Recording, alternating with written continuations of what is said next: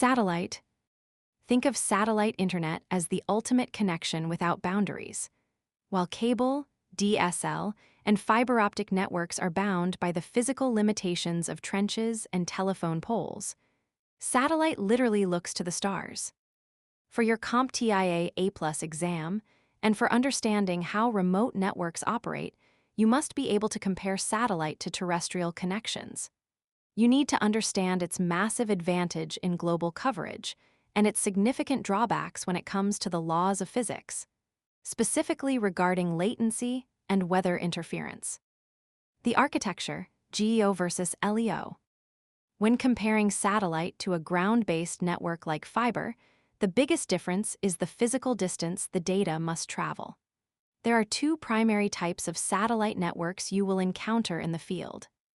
The first is traditional geosynchronous Earth orbit, or GEO. These satellites sit roughly 22,000 miles above the equator. Because they rotate at the exact same speed as the Earth, they appear to hover in one fixed spot in the sky. To connect, you mount a parabolic dish on a roof and aim it precisely at that invisible point in the sky. The second, much newer architecture is low Earth orbit, or LEO, made famous by constellations like Starlink. Instead of one massive satellite hovering extremely high up, LEO uses thousands of small satellites orbiting much closer to the Earth, usually only about 300 miles up. Because they are constantly moving across the sky in a grid, your dish automatically tracks them and jumps from one satellite to the next to keep a constant connection. The ultimate advantage, coverage. If you compare satellite to any other connection type, its singular winning characteristic is coverage. With DSL, you must be within a few miles of the telephone company's central office. With cable, you have to share a wire with your neighbors. If you are setting up a remote workstation in a dense national forest, or if you are working a rural route miles away from the nearest town, running a physical fiber optic cable is economically and physically impossible. Satellite solves this. As long as you have a clear, unobstructed view of the southern sky, for GEO, or an open patch of sky above you, for LEO, you can pull down a high-speed internet connection in the middle of a desert. It transforms an isolated wilderness into a node on the global network. The physics problem, latency.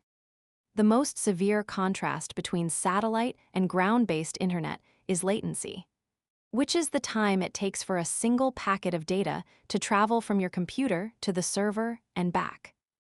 On a fiber optic or cable connection, latency is incredibly low, often between 10 and 20 milliseconds. It feels instantaneous.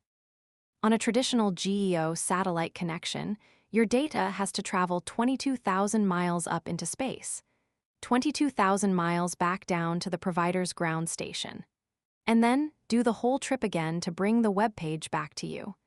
Even at the speed of light, that massive distance creates a delay of 600 to 800 milliseconds.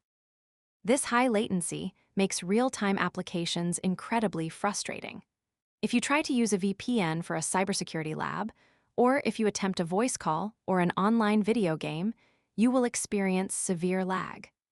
The newer LEO networks have solved a lot of this by bringing the satellites closer to Earth, dropping the latency to around 40 milliseconds. But they still cannot beat the physical speed of a dedicated fiber line in a city. Environmental susceptibility, line of sight and weather. Finally, when contrasting satellite with something like a buried cable modem, you must consider the environment. Terrestrial networks are generally protected from the elements.